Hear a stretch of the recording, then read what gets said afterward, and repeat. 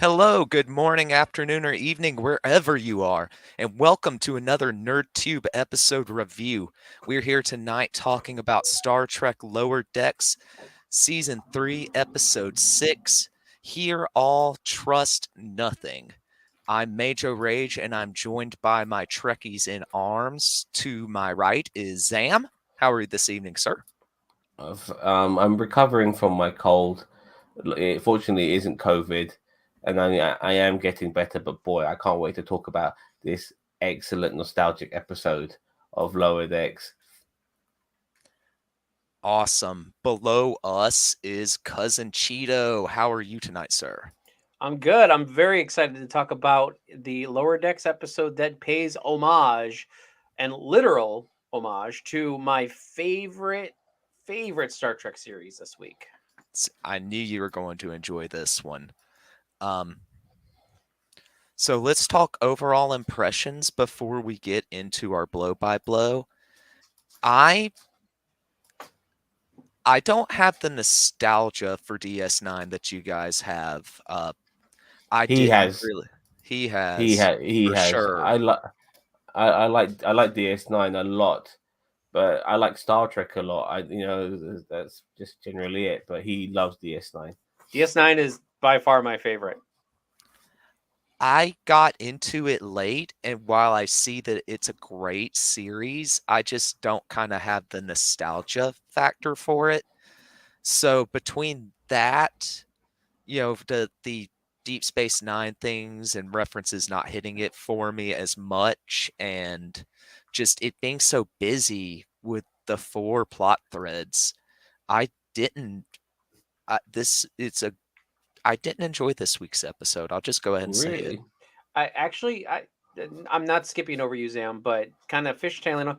I do agree with you, Mage. Like there was a lot in here for me to love nostalgia wise, but there was also a lot going on here, like plot line wise, and you're right. It is there was definitely, as I said, I enjoyed the episode because of all the voice actors coming back and all the nostalgia.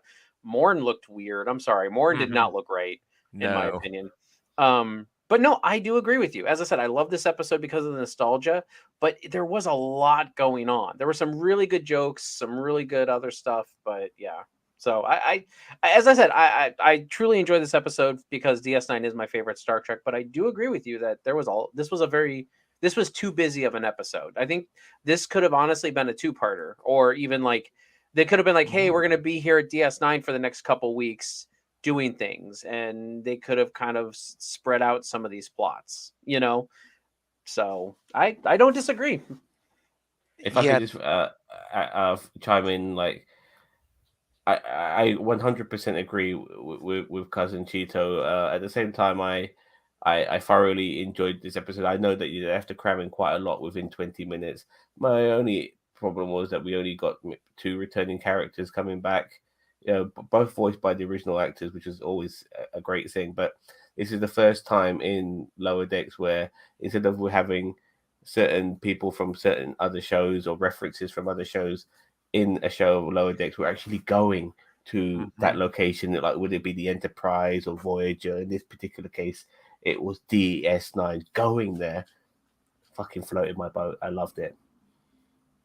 And just to your point about the only two people returning on Deep Space Nine, that's kind of how they left it because O'Brien went to Starfleet Academy to teach. I think Esri and Bashir left, didn't they, or did they stay on DS9? I can't remember. I'm pretty sure that Bashir and Esri were leaving. Um, Kira, yeah, Colonel Kira and Quark. Odo was gone. He went back to the Founders Planet. Mhm. I remember Worf went that. with the Yeah, Worf went with the turned into pro Klingons. turned into promedial soup. Yeah, I loved it. Yeah, and Worf went to Kronos, I think, with Martok. Yep. So I So mean, honestly there was not a lot of people left on Deep Space What about Nine. secondary characters like Rom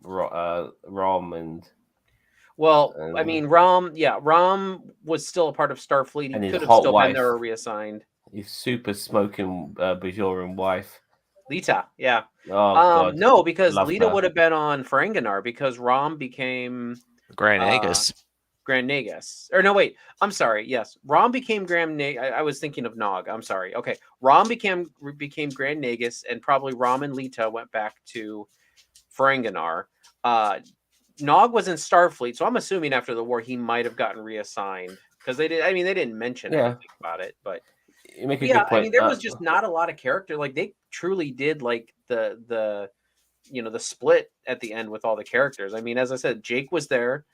Nerys was there. That was like the very last scene of DS9 was the zoom out from the station of Jake and Kira. Um, and I really feel like Ezri and Julian, they may not have like said something in the final episode, but I at least think in beta canon they went somewhere. Like they went back to Starfleet Medical or something. I don't know. Yeah, fair enough. Ryan Jelly says, "Hey guys, I'm sorry. Net is really slow right now. Here, listen, mate. I expect to see you in every show we do on the tube for the rest of your life. So help you, General Zod. All right, every day, we got something going on. At least 6-7 days a week, and I expect you all the time. But you know what? You apologize.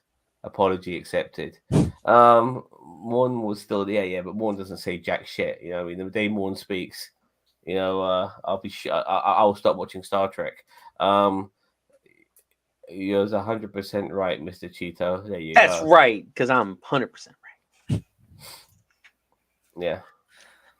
It is the best damn Trek of all time. All right, I'm sorry, Mage. I didn't mean to hijack your show. No, not at all. We're here to have a discussion, and I'm really, I didn't even really remember those finer points of how DS9 left off, but it does seem like they're choosing to work with canon instead of just cramming in a bunch of cameos for member berries type Member situation. berries. God, I that like member that term. berries.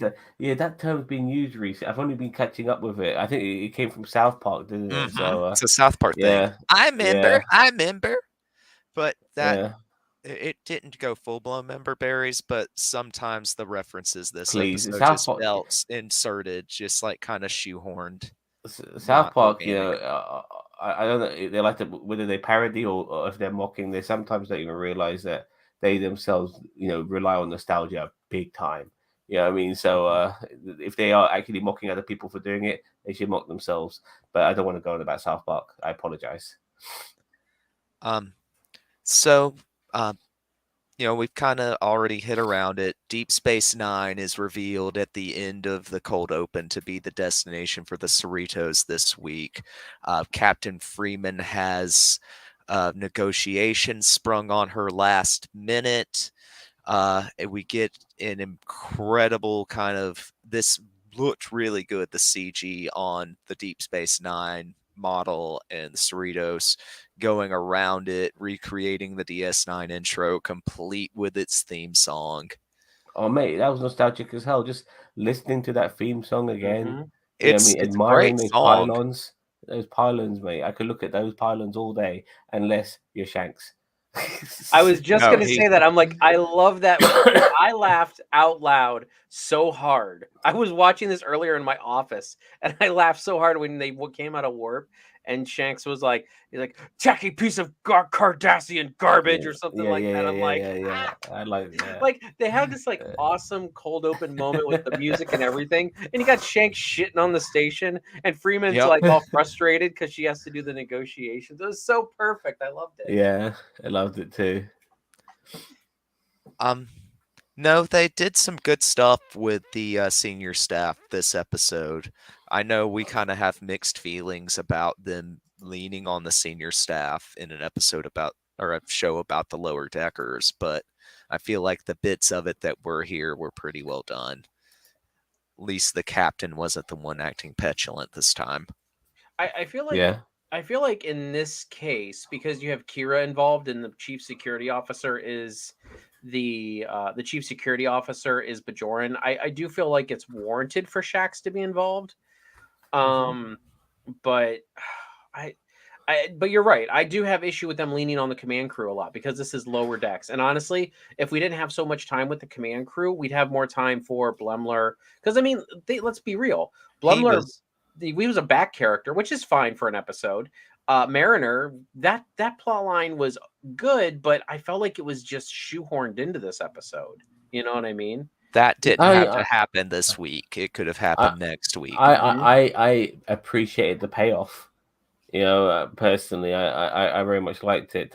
Ryan Jelly says the joke about circling the pilot. Oh my god, I loud IRL so loud. Anyway, yeah, me too. I found that very funny. Daniel Vance saying the best line goes to I call this dance the Kobayashi Maroon. Yes, yes, yeah, yeah. there's no right way to God, do the references in this show are just it. fantastic, man. Yeah, it's Well, not good but I enough. mean, and like they keep on like every week we get a Kobayashi Maru reference, like Hmm. all the time. Like it's been we've had so many. It's like I feel like they're doing it now just to like troll us. They're like, yeah, like because it was Discovery season 4 episode 1 was called Kobayashi, and then there was also Prodigy. I think episode 6 Yeah, yeah, yeah. was Kobayashi Maru, and it's like, and that happened like within the same weeks of each other, like within a week of each other. So I think now Lower Decks is like trolling us with a Kobayashi Maru reference every single week. Yeah, That would be Kobayashi Maru forever. that'd be like them very much so. Oh yeah, I it tracks. Um, so Rutherford, Boimler, and Tindy are really excited to go to the station, and they've got very little work to do, just transporting the liquor gifts that are to go to the Camerans uh, over to their ship. Then they can go and relax on the station. Mariner doesn't want to go for whatever reason. She just wants to relax on the ship. But then Jennifer wakes up. It turns out that they have started dating, and Jennifer wants her to come and meet her friends. Uh, They shared the same bunk, so they were probably canoodling in public because everyone shares the same sort of space Remember, there. this is the 23rd century, almost 24th century. So people can canoodle in public, and Yeah, but everybody it's minds their own noise. business. Look, I've always had a problem with like sharing spaces in such a giant ship, but still, it's the noise. That's my problem. Like, fine, you want to fuck above me in the bunk above me? No problem. Go ahead, bang They each were other's probably brains just out. snuggling. Come Yeah. on, man! Quit being so sick in the brain, What was this? you Ferengi. Okay. All right. Fair enough. Okay. So Boimler kind of sells her up the river and is like, "No, you didn't want to go to the station. You can go and meet her friends." Though Mariner's obviously, you know, scared and nervous about it. They warn her to not be bossy, and that just makes it even worse. She starts overthinking that. Um, we, See, I misinterpreted that whole section, but I actually thought that she was maybe no longer interested in. Is it Jennifer, the name of the girl? it's Jennifer, yes. Yeah, I thought she was no longer interested in Jennifer, and she was trying to blow her out after they had their like breakup sex or so, well, as far as she was concerned. But yeah, I'm glad I got that wrong. Personally. Anyway. So the three lower deckers who go to DS9, they walk the promenade. We get, the trappings of it. You see different species. I didn't catch any particular Easter eggs at that point. Did you guys catch anything? Just, I mean, not anything in particular. Just a lot of the promenade stuff that has Mhm. always been there from Deep Right. Space Nine. I think there was the Klingon restaurant that was over there, the one where the They Klingon sings. well, They mentioned the Yeah. Bajoran restaurant, which I wasn't aware of. I mean, it is a But Bajoran station, so I mean, yeah, I guess. Okay, Um, I fair mean, enough. they probably have probably have a McProfits on there I'm not profits. instead of May McDonald's. They have McProfits. if we Yeah. missed anything, Daniel Vance will make sure to tell Oh us. yeah, he'll Yeah. ramble them off. Please do, man. Um, so Major Kira arrives in ops and goes into, what's now her office. And Freeman, Ransom, and Shax arrive, and we find out that Kira and Shax were in the Resistance together, and they kind of get into this kind of pissing contest over who owes who their life, and they keep going Yeah, I back and love that. forth and Yeah. back and forth. No, that was a great bit. Yeah. That was a great bit. It I it was just good to see DS9 post Cisco, just generally in any capacity, even though we didn't really get to see much of the day to day running. It was good to see that Kira is in charge, and she's Colonel Kira now. She was never Colonel Kira during the course of DS9, was she? Cheeto. Yeah, she was. Oh, really? Oh, okay, my bad. I think either the last season or last two seasons she was Colonel Kira. I Okay. think they blew right by it. Like it's not like there was any big pop and circumstance moment. I think they just came back and one. I think Cisco mentioned, "How are you, Colonel Kira?" Like they made a like a point of saying Colonel Kira, like as kind of like a congratulations. But I don't think they never made a big thing out of it that I remember. I'm pretty sure they I did. I misspoke. That I'm just gonna keep losing nerd cards every week. It's okay, dude. I have so many on the floor myself. Seeing DS9 was so great, and the music. Just Oh my. Oh Well, my. because the thing is that there's more and more content coming along. It's hard to remember everything. Certain things are in in the rearview mirror now, and it's uh, only like the really epic stuff that sticks with you. And we're gonna again mention one. I'll mention it now. Like the holodeck scene where this guy wants to bang Kira so fucking badly, and he wants a hologram version of Kira, but Kira's never been in the holodeck, Mhm. so he can't get a holographic version of her, and he thinks he's finally got one, and he's got fucking Quark's head on Kira's body, and that for me is like one of those scenes I'll never forget from DS9 that will live long in the memory. You know what I mean? You know what I mean? The instant fucking drop on boner on that, man. You think he's about to bang this hot Bajoran chick, and then boom, Quark's head's on her. You know what I mean? Jesus Christ. no, you just get so used to calling the character one thing because that's their rank for most of the series, and it just rolls off the tongue. Yep. Um, so the Chimerans, we cut to them as they're heading onto the station, and they basically talk about how they want to rip the Federation off, and if things don't go their way, they have a contingency plan. And he shows some sort of device. We find out more about that later. They're from the Gamma Quadrant, aren't they? I mean, I must They're a admit. mercantile race from the Gamma Quadrant. Yeah. They're the Uh, ones that the guy who what's his name? I can never remember his name. The guy who played Zephram Cochrane played. Isn't he the James Cromwell. Yeah, James Cromwell. I think he played them in DS9. I'd have to look it up, but I'm pretty sure I was thinking about it before we started. I'm pretty sure it's the person who played the James Cromwell played the very first one of that race when they first were exploring Deep Space Nine, exploring the Gamma Quadrant, like I think season 2, I think it was. I'd have to cross reference, or Daniel Vance can tell me how wrong I am, but I just thought that was interesting because it's like that race. You literally saw them like once or twice Once. in the whole Yeah. season or the whole show, and Yeah. they're supposed to be a part of the Dominion. But I mean, you saw a lot of in the Dominion where obviously you're only going to see like foot soldiers and stuff, but you never saw like the red faced people. I don't remember what I called them strawberry face people because they look like strawberries, like on their face. So it's just funny that the Dominion has all these like subsequent races like the Federation, but like you never saw any of them except Jem'Hadar, uh what's Wayoon? Why am I Vorta. The Vorta brain. and the Breen. Well, the Breen I mean the Breen Not until joined the the end. Dominion, but yeah, I mean you're right. They are like that, but they are alphas, so but yeah, I don't know. Anyway, sorry. No. So our lower deckers that did go to the station walk into Quarks. They sit down next to Morn, who doesn't look right at all, like you pointed out, Cheeto. Uh, Boimler Really freaks out doesn't. over Dabo tables. He's like, "Aren't those illegal?"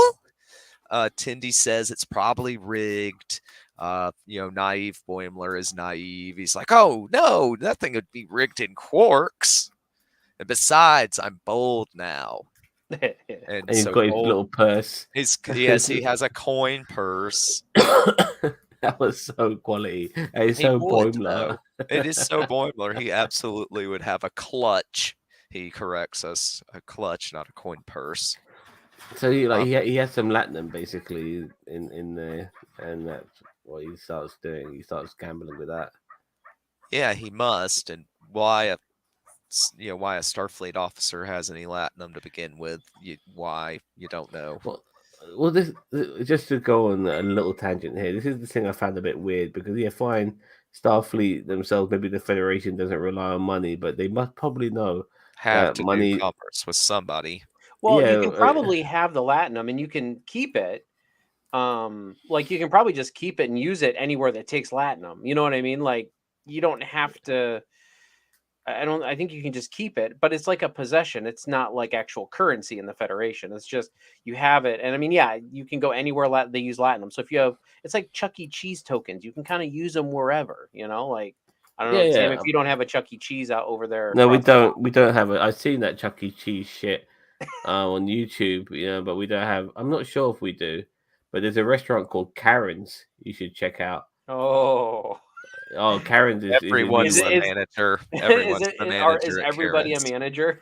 No, it's basically excellent food, terrible service. You know what I Nice. mean? Yeah, and like they'll, anyway.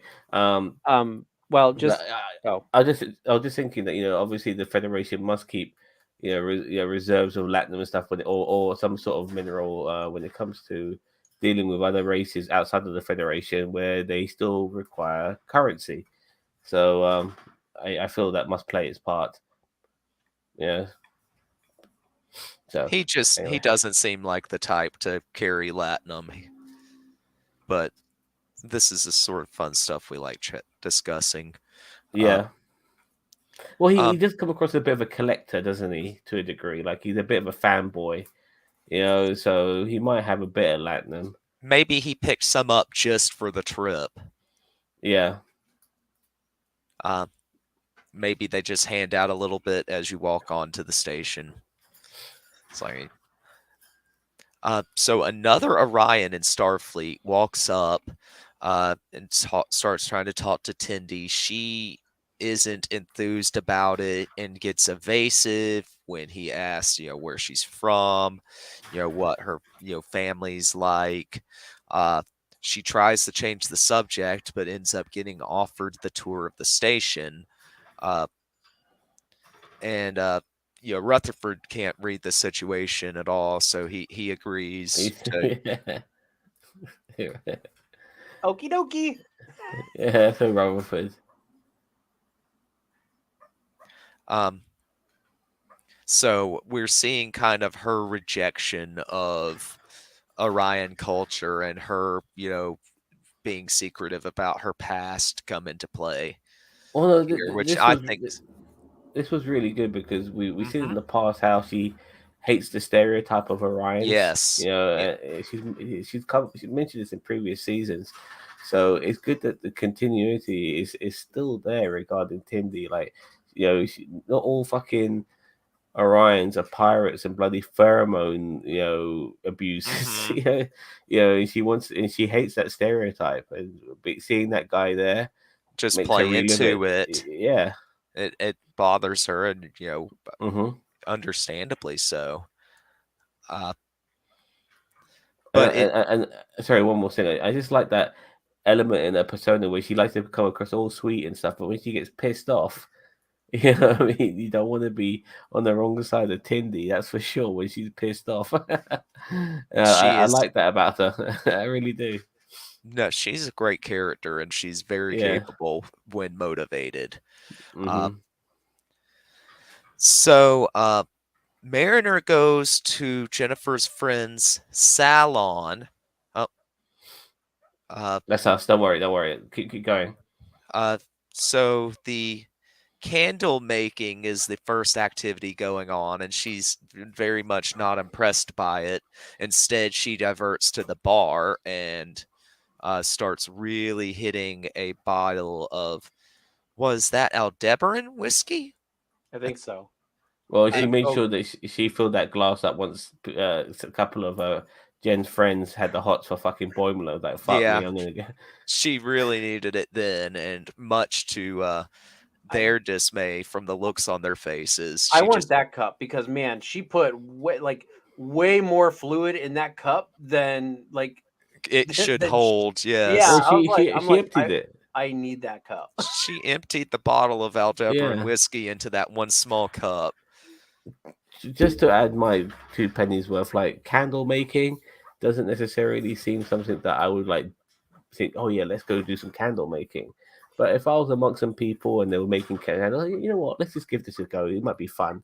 That's just me personally. I can't really speak for everyone. I don't know about you guys.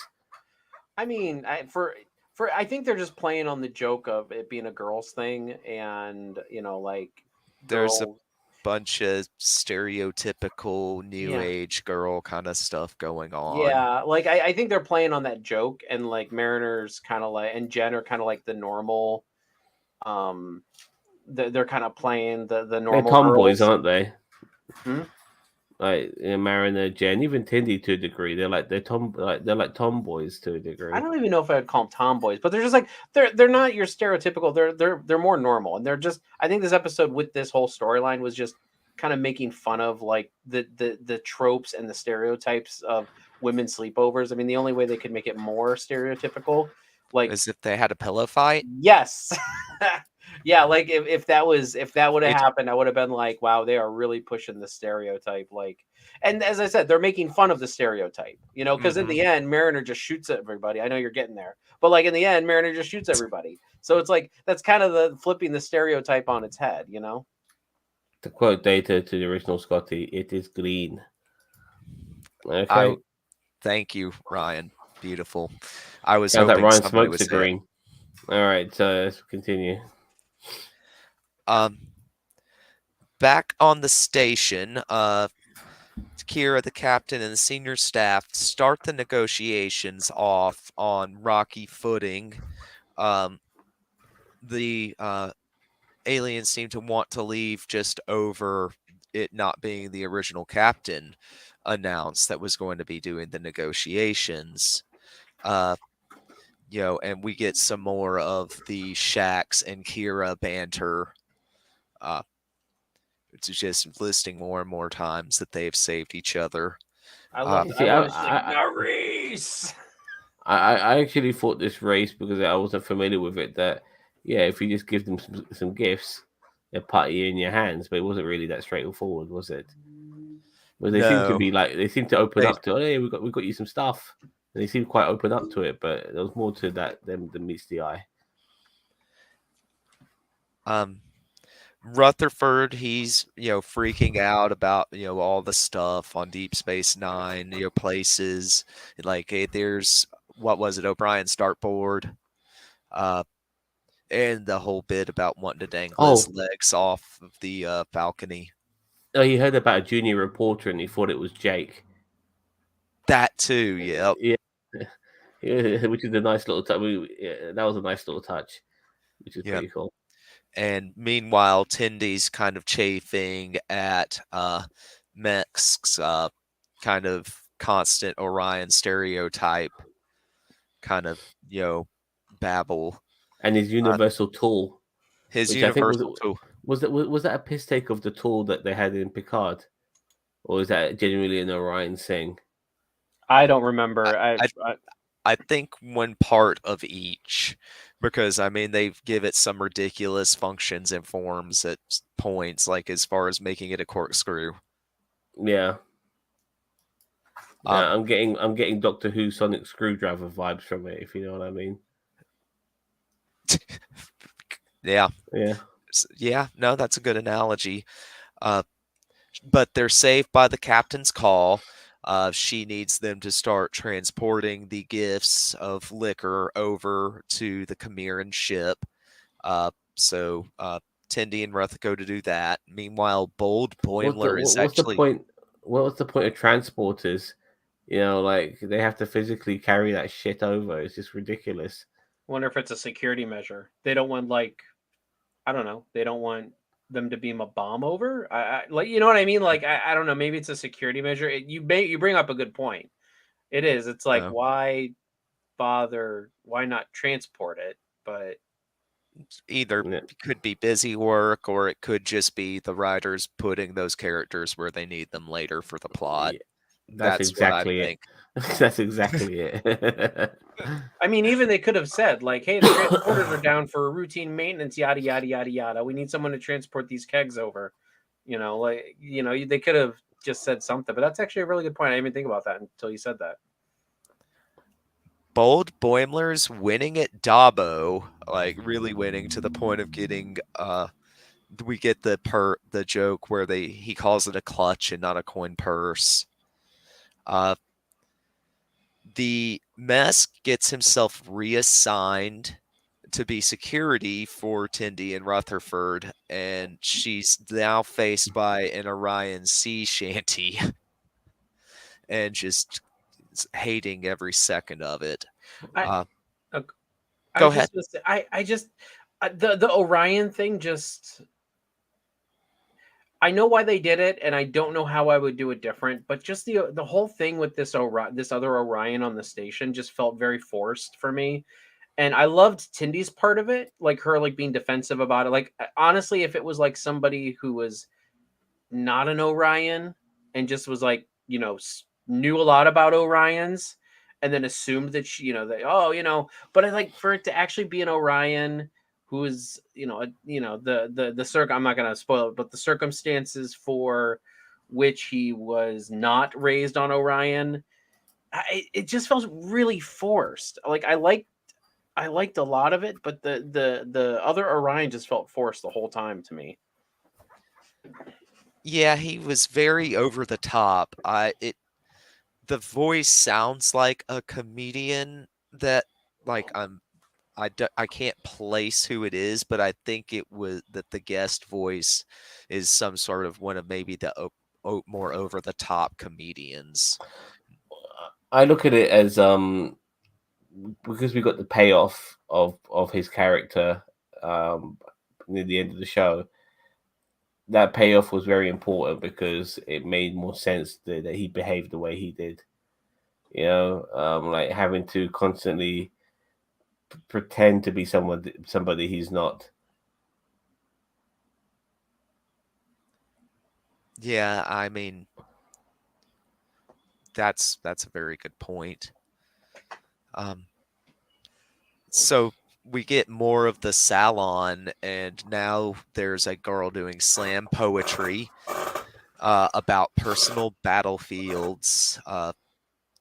Mariner makes a quip about this being her personal battlefield, and uh, she gets put on the spot, asked to perform, and when she says she doesn't have anything prepared, she gets like accused of disrespecting the girls' event or whatever.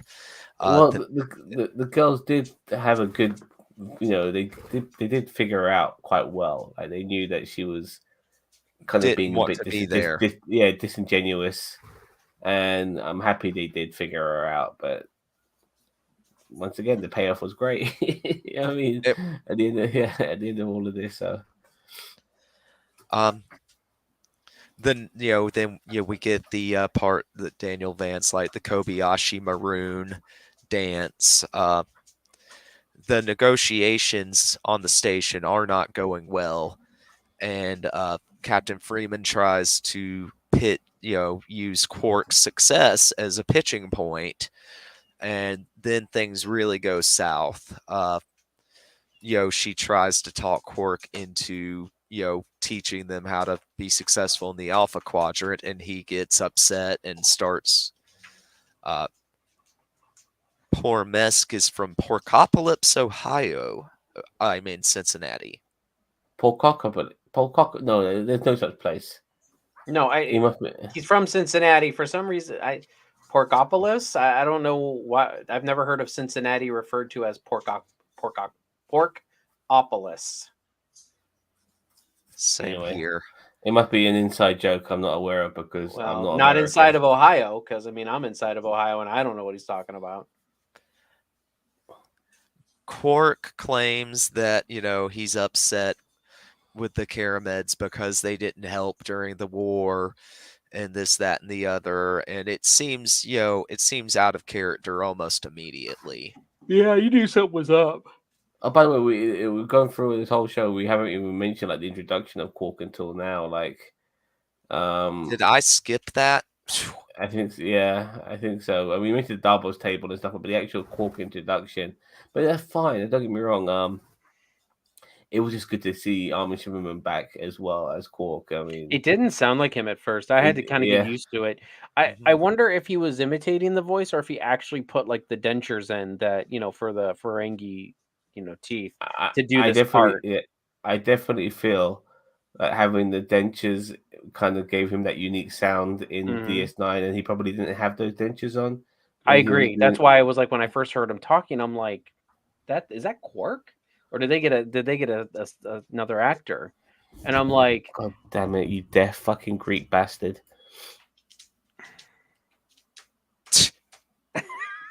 Okay, yeah. And Oh my Cincinnati is lord. the pork capital of the US. Fair oh, enough. okay, well, yeah. Um, Oh, here we go. yep. Oh boy. Connor Boone here. Sorry I'm late, guys. Just got done mowing. Welcome to the show. Thank you. Sitting in a truck again. DS9 was good. The song, man, that brought back a lot of memories. Oh yeah, I'm glad you liked it. Oh, I loved it. Yeah, it for me it was a fantastic episode. It's funny enough, Yeah.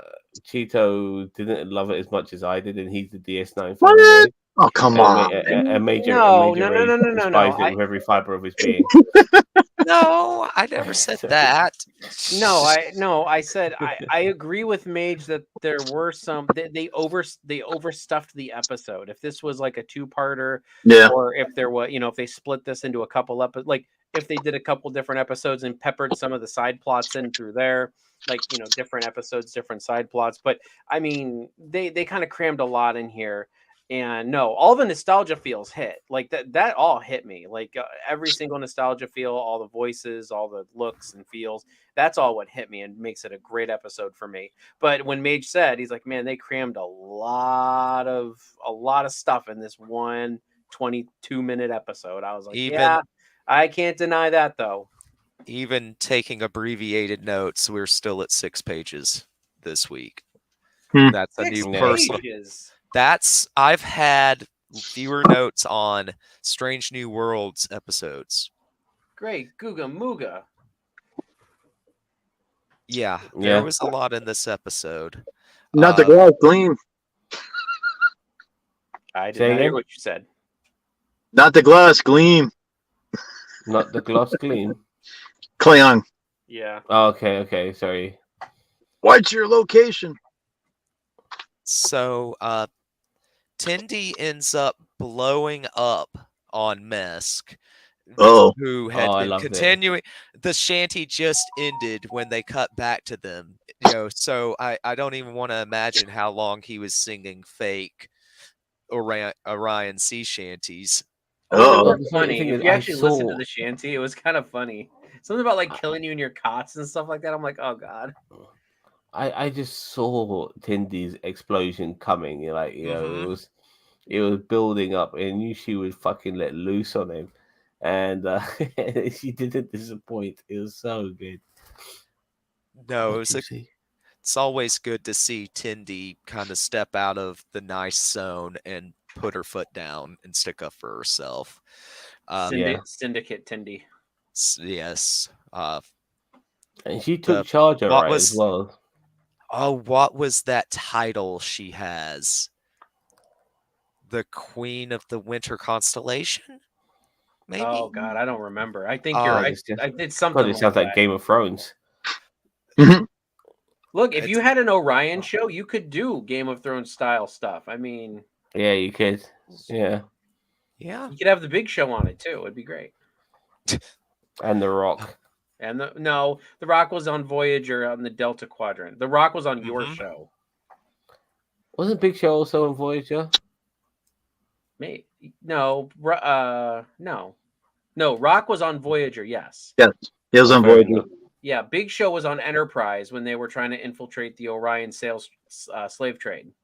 Matt Hey, Matt's Lawn Longcare, Care. What's up? welcome to the stream.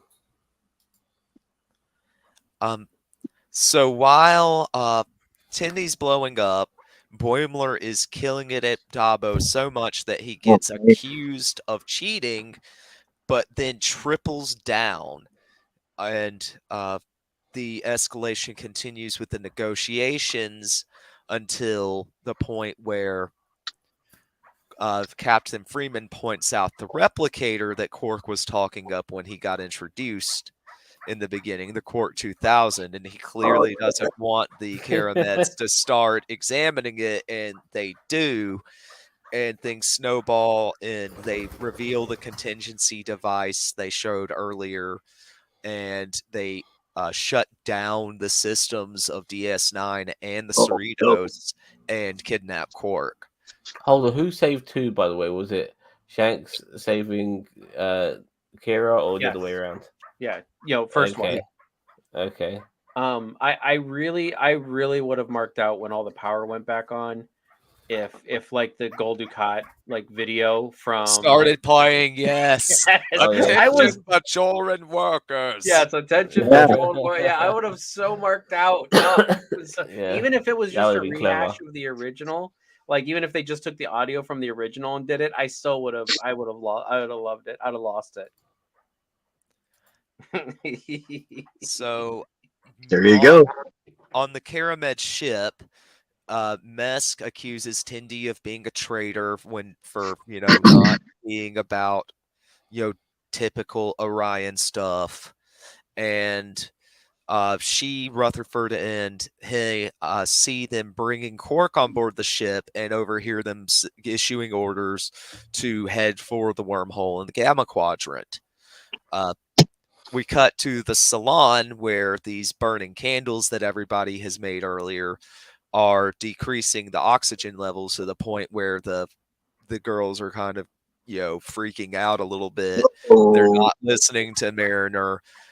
Jin and Mariner are conveniently not suffering from the low oxygen level and have this chat about why are you not acting normal. Mariner says, I didn't want you to think I was, your friends to think I was bossy or mean. Jin says, no, I was looking forward to that. Tear him a new asshole. And we get to this great bit where she jumps on the table, shoots her phaser, yells STFU, and just Yeah, I really like that. I like that. It's like if one person's panicking, they just shut the fuck up, and she just takes charge charge. in the Mariner way. Stuns Mariner's expression is everybody. brilliant. Yep. Yeah. It was a great. I mean, I paused at that point. It's deranged but confident at the same time. Just an epic face. Almost to the wormhole on the Karamed ship, Rutherford begs Mesk to pirate it up and save them. He admits that he's been affecting all this. It's been a big front. He's a fake. He's a fraud. He's a fraud. He Yeah. starts almost crying, and we get Tindy saying that she will handle it. Mesk is from Cincinnati. She, first she tells them, shooting everyone. Yeah. talks about got an echo. Don't worry about that. I'm getting some echo, by the way. It's from Boone. Okay. I It just seems like the muted it. Mariner. Yeah, it seems like the Mariner shooting everyone. That makes me wary about a Strange New World crossover. No, look, she had to think on her feet at that particular time. Plus, she was doing it for her girlfriend, so by showing her real personality, and she also did it in a way that kind of made sense, as well as fuck over those girls at the same time. So, yeah, if it was like a bunch of indigenous people on the planet, I don't think Mariner would do something like that. You know what I mean? But her girlfriend's friends, who her girlfriend wants her to scare and fuck over, yeah, she would happily do it. So, anyways, So, Tindy, she talks to him about how hard it is to have, people constantly making these expectations about you just, based on where you're from, who you are, cultural stereotypes and stuff like that. She then proceeds to be a complete Orion pirate badass with their multi-tool, taking over the ship and she extracts a tooth from somebody, this latinum tooth, sticks it in between this beam, and uses the tooth to stop the ship at the last second, allowing DS9, which is now coming back online, to tractor them back. We get to Jen and Mariner being the last ones awake, and they kiss and stun themselves, so things don't look quite as bad when people start showing up to a room full of stunned ensigns. Yeah. Tendi, I like the way they did it, like they're taking a selfie together and they stun themselves. Tendi flying knee strike was the best thing I've ever seen Tendi do. Actually, the way she used that tooth, in my opinion, was even better. But yeah, that was great. Like she had that eye on that tooth, like that tooth was like a MacGuffin for her. MacGuffin, sorry. Anyway. So the Karameds are apprehended. It turns out that the Quark 2000 was actually their tech, which Quark had stolen and turned into a replicator. Finding out this, Freeman's like, "Oh, so you were arresting him?" They're like, "Yes," and But I do have an issue with this part only because why would you not say that? Like, why would you shut down the entire station and not say, Quark, you are under arrest? You know what I mean? right. Like, that's the one part of this issue. I'm like, okay, like, They're having to wrap it up too quick because they've put too much stuff in one episode. yeah, I agree. So That's what I'm saying. That's where you kind of feel the frantic like flailing to the finish right here with this. And Zam's right. There are a lot of good payoffs in this episode. there's But if great parts. but like all the payoffs except for I feel like the Quark one was not a good payoff. Like I felt that one was kind of dumb. Where Quark it tracks. When you came to like coming to a resolution to the situation, yeah, I admit I didn't like that one either. So, but it just felt forced and rushed at that point. Now what happens with Quark and Kira afterwards, though, that's hilarious. Yes. Yes, Continue, Mage. Sorry. absolutely. No, it's all good.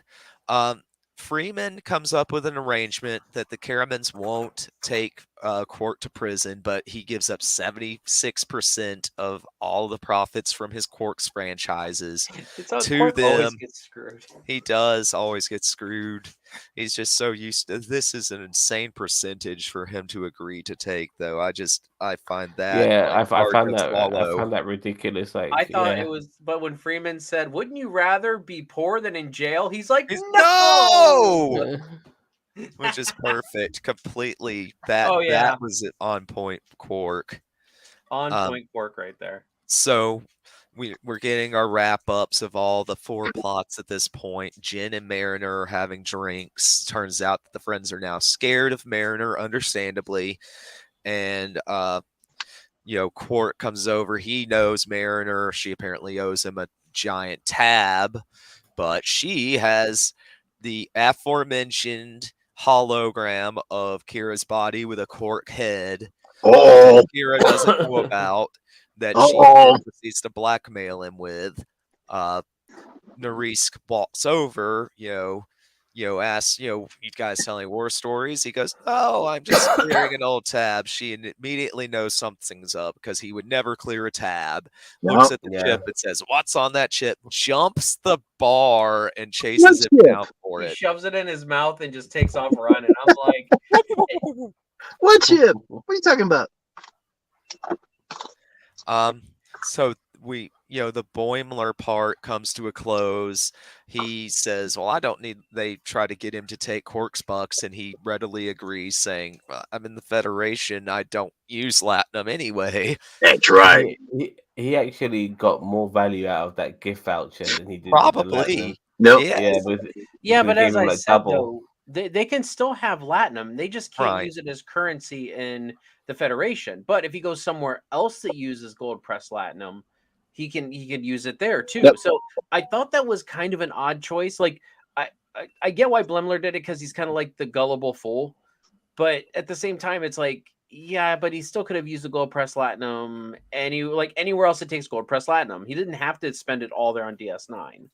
It's, as I said, it's not like Chuck It's E. Cheese points where it's like you got to spend them at Chuck E. Cheese, you know? Right. But- really, every time they go to Cork Bar, the Federation is not going to be drinking there for free. They have to have money. Well, and I think they do mention in DS9 that they do get, like, Federation officers do get a stipend of like gold press Latinum, like, or not gold press Latinum, but like Latinum for, you know, for use on like Deep Space Nine and stuff like that. They get it. It's kind of like currency, but it's like, look, it's like the military giving you money for. There's nothing really to compare it to in modern day, honestly. Like, but Yeah. I think the Starfleet does give them whatever local currency is so that they can do whatever, you know. But obviously, you've got replicators and everything. Mhm. So you can't, you know, but like, let's say that they want to go to Quark's bar, you know, instead of just replicating some synthahale or something like that, they need to have currency. So I think the Federation, they've mentioned that the Federation does provide them with some kind of currency at their current location. They just never really got into it. I felt like they never did. Yeah. But it's not Yeah. like they're getting paid to work. They're just like, well, you get 300 slips of Latinum for the week, you know, just obviously, you know, just for whatever, you know. I don't think they have to work for it, but they get it because they're members of the Federation, and the Federation probably uses their credit towards whatever to, you know, currency's weird. I don't know. It's hard Yeah. to explain. It It's works weird up in the here, world without but currency where they need currency. You know, it's weird. yeah. You know, yeah. But that's what I'm saying. I think between trades and all that other stuff, I think the Federation has enough currency, like, you know, of a like trade currency, that they can't afford to do that, even though it's not technically currency in the Federation. I also knew, by the way, that Boimler wasn't going to lose, not once, because it reminded me a little bit of the episode where he's doing the Borg holodeck mission, Mm. and he and keeps improving the score. like at one point he got like 85%, like his first attempt. That's just not Oh, good enough. wow. I want 100%. He's got Borg babies, shit like that. I saw it ending Implodes the one whole of two. cube. Yeah, I saw it Yeah. ending one of two ways. I saw it ending either, yeah, you're right, Sam, he would go all the way, or he would get to the very end and like lose it all. Like, Yeah. It could be cliched, which is why I'm glad he didn't, If and this was a better payoff. Yeah. if the station hadn't gotten shut down when it did, though, he would have lost. It only landed on Dabo because the wheels stopped turning when the power stopped. Yeah, Bravo! Hey, Yeah, bold that was Blimler brilliant. pays off. Bold fortune favors the bold, apparently, in Yep. Quark's Bucks. We Probably can get a proper win as well. Like no, understated win, or maybe I've learned something win. Just a win. A pure win where the Ferengi lost, he won, he got all that Latinum, and then he was better off with the gift voucher, which would probably make the Ferengis lose even more money. You know what I mean? So Well, yeah, because he gave him double in Quark yeah, Bucks. so Or I'm was it very triple? happy he got some. I don't know, but it was a win regardless. So we have one final scene with Kira and Shax, thanking each other for saving their butts once more. But Thanks for saving my life. setting off the cycle of who owes who once again, and that was a really funny recurring bit. Rutherford, it turns out he's okay with Tindy's pirate past, but says that she's course he would be. he's okay with his friends for just who they are. They're his friends, and he accepts people for who they are. Right. He's a good dude. Get so worried about things that are so irrelevant. I would never expect Rutherford not to be okay with that. I knew he'd be totally fine with it. Yeah, but I mean, we know that, but Tindy doesn't know that. Yeah, Tindy's No. paranoid though. She's the paranoid. I mean, more paranoid than Boimler ever is, in my opinion. Recently, Oh she's boy. worried about everything. So Um, and so the last scene of the episode is Quark taking the latinum tooth from Tendi that she used to interrupt that beam and stop the Chimeran ship, and quotes the what was it, ninth rule of acquisition. I actually didn't catch yeah, it. I know it was a rule of acquisition, but I didn't catch which one it was. I need to read that Yeah, book, the acquisition book. There's actually Just so Opportunity. there, there's actually only technically spoken. I think there's only a handful of rules of acquisition. There's like 300 and some, I think, but yeah. there's only been a handful of them spoken in Star Yeah. Trek. Somebody's got them listed somewhere. Opportunity plus instinct equals profit. Uh, they called an awful lot of attention to the latinum tooth. I'm thinking maybe it'll be something that comes into play down the line. What I do you hope guys not. think? I hope not. I Maybe. think I think it was good for what it was in this episode. If it somehow this tooth becomes more than it needs to be, then I'll thinking, damn, what the hell? You guys are really looking for angles. It played its part in this episode. It's a gold tooth for a latinum tooth. It doesn't really need to play its part any further. This episode did double down a lot on the overarching story arcs for the characters this season. Seeing the development of Jen and Mariner's relationship, Bold Boimler. We got a big chunk of backstory for Tendi. She's from a pirate family. We actually That didn't full hear. blown syndicate. We actually did not hear anything on the ransom Mariner plot going on, where Mariner or That's true. Ransom is breathing down her throat or breathing down her neck. Now I know he was on the station, and she was Right. on the ship, but still, I'm just saying, like, Well, she was having downtime, so Yeah. there was no need for her to. I There know. was no need for I'm Ransom not to, saying like, it was. I'm not But- even saying it was missed, because honestly, I think it's kind of a stupid plot line, the ransom Mariner thing. Like it got a good laugh in the first episode for me, maybe even the second, but now it's just kind of like, oh, here comes the narc again, ransom. I think once she's back to work and she's doing more work related stuff, then we'll see Ransom breathing down her neck. But because she wasn't, we didn't get it. And obviously, he had the duties of being Freeman's right hand man. Was fundamental. He had to be the first officer at that particular point and not a babysitter.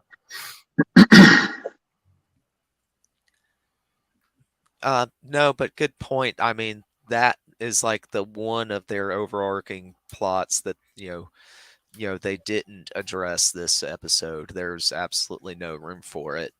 But character development and that relationship development for sure. It was good just to get some more out of Shanks as well. Like Yeah, you could I did enjoy that. yeah, just to see a bit more character from him.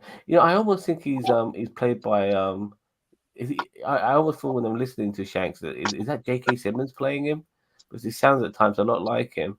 I don't think it's J.K. Simmons. I can look it up, but I don't think I. And I don't know. I don't think it is either, but he does sound like him. Whoever plays him. Okay. But so that was the episode. I there was lots of funny parts and lots of high notes, good kind of relationship and character developments, but just too much crammed into one episode for me. We'll do overall thoughts and marks, starting with you, Zam. I understand where you're coming from, Mage, regarding too much happening and all of that, but I think it pulled it off. It pulled all of its load off very well. I thought all the story beats, apart from maybe what happened to Quark at the end, and that resolution. That being probably the only one which I thought was unsatisfactory, but regardless, everything else was satisfactory, and I can't let that one little issue overshadow everything else. So I thoroughly enjoyed this. I enjoyed the storylines, the various storylines the Mariner one, the Boimler one, the DS9 one in general. Seeing Kira and Quark back, everything was just really good for this episode. There's somebody who's who loves Star Trek and is a fan of DS9, just not the biggest fan, but just happens to appreciate DS9 for what it is, being the first real serialized Star Trek show, in my opinion. Can I mark it? Yes. This is getting a solid 9 out of 10 for me.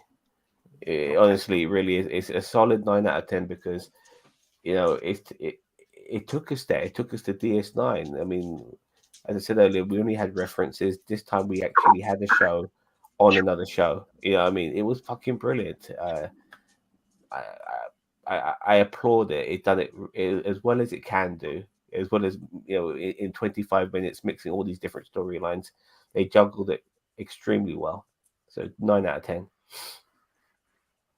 All right, Cheetah. Cool.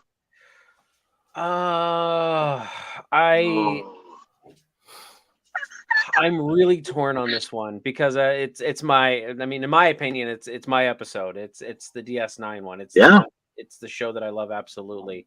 And you're 100% right. Remember that. I am 100% right. Yeah, right. But I'm gonna settle on a 9 out of 10. I'm going to take the nostalgia bait. I'm going to take all the other things. I cannot give it a 10 out of 10 just because of as me and Mage said in the beginning, the kind of cramming. So, and that's honestly, those are the issues that want to make me lean towards an 8. But I think that the nostalgia just whips me right back up to that 9. The cold open was so good. I mean, a lot of they did juggle a lot of things and they did it fairly well.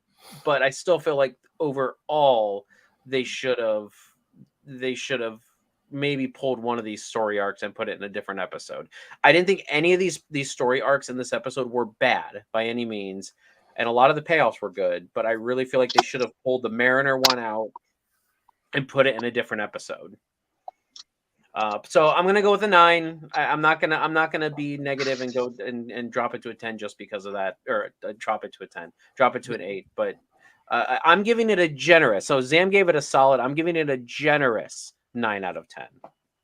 And cool. By the way, 8 or 9 is fucking superb. Yeah, absolutely. It's good. So Daniel Vance says if this episode were a Ferengi rule of acquisition, I'd give it a 3. Never spend more for an acquisition than you have to. Come on, Daniel. You mock. There you go, Daniel. Ginger a lot, for being this negative Nancy, and then there you are giving this episode a 3. You know what I mean? Hopefully, 3 out of 3, a 3 out of 5, maybe. But yeah. What's wrong with you? I mean, yeah, he's a little bit less generous, but he does have solid. He's got kind of the same issue that me and Mage had with it.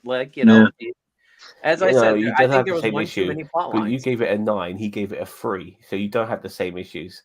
I gave it. Well, he's yeah. If you give it, I gave it an 8. Generous 9. Yeah, fine. If you gave it an 8 and he gave it a 3, you still don't have the same issues. You know what I mean? Whatever. All right, Boone. Get those sausages warmed up. Oh, they're warmed up. They're cold in here. Hell, it's getting cold in this damn truck. Seeing Deep Space Nine again.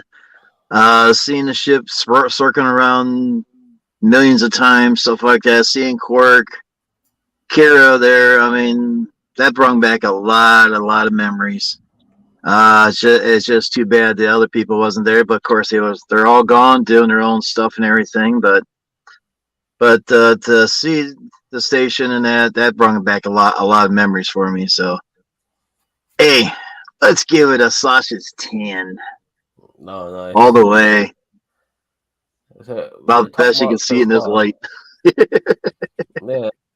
But it was a great episode. I really enjoyed it. Mage? I guess I'm the hater this week, but phasers on full. No, phasers are on stun. I'm gonna give it a generous 7. Yeah, it's alright. 7 is not bad. I mean, yeah, it's good. No, Cool. it's a I thought good. I It's thought good. you were gonna go lower. So I mean No, that it's Yeah. a good episode of TV with a lot of good jokes, a lot of good callbacks, but they were kind of listy memberberry type callbacks and not kind of organic Yep. references. Just they felt just as shoehorned in as the Mariner plot, or but still a good episode. Just a little bit too much of Got Spotlight there on me. you could leave out the Mariner plot or the senior staff plot and still have a good DS9 episode, and the whole third act feels rushed once the action starts. There's so little time to, really enjoy the actiony parts and give a solid, conclusion. Cool. You'll get There a you go. voiceover about the actual negotiations and the agreement the Quark and the Chimerans and the Federation come to. Yeah, that was my only gripe, but still, that was. Other than that, I mean, the storyline regarding all of that was was very well done. Just the payoff wasn't the best, but Ryan Jelly says enjoyed it very much. Mix of nostalgia and story. I'm going to give it 9 litter boxes filled with cannabis. And he says litter boxes. No, not that again. See, you should never correct it because Damn. letterboxes sounds better than letterboxes. So yeah, 9 out of 10. Can't complain. Oh So man. 7 out of 10 is still pretty good. 7 out of 10 is better. Is more good than bad. Way more good than bad. So All restored. Just didn't last week's episode I felt was so great. This one seemed just less in comparison. They distracted from the Deep Space Nine stuff with some of the character stuff, I feel like. Well, and not to drudge on a little bit too long here, but I mean, I'm trying to think of this now. I'm like sitting back trying to think. Okay, I know this is Lower Decks, but I'm like, would this have been a good episode of Deep Space Nine? Oh yeah, it would. The answer is kind of no. Like No? I feel like I feel like that this would have been a little too contrived to be an episode of Deep Space Nine. Now it is Lower Decks, and it works perfectly with that. Yes, Right. but like with the way Kira was acting and the way that Quark was acting and stuff like, and there's just there's a lot of conflicting here with this. They were caricatures of themselves. Right. Yes, they were characters. Yeah, so it's like it was kind of like you captured their stunt doubles, like Spaceballs. hey, I've always thought that people like Kira had mellowed out over the years. From being like a very tough back against the wall type person, to being a lot more friendlier, in my opinion. Quark himself, I mean, he's a lot different to a lot of other Ferengis. I do think there is a soul within Quark to a degree, which is kind of why he accepted maybe that rule at the end of the day. Other Ferengis would have probably been maybe less accepting of that, but that's what happens when you hang around a shitload of humans. You develop a bit of humanity yourself. So yeah.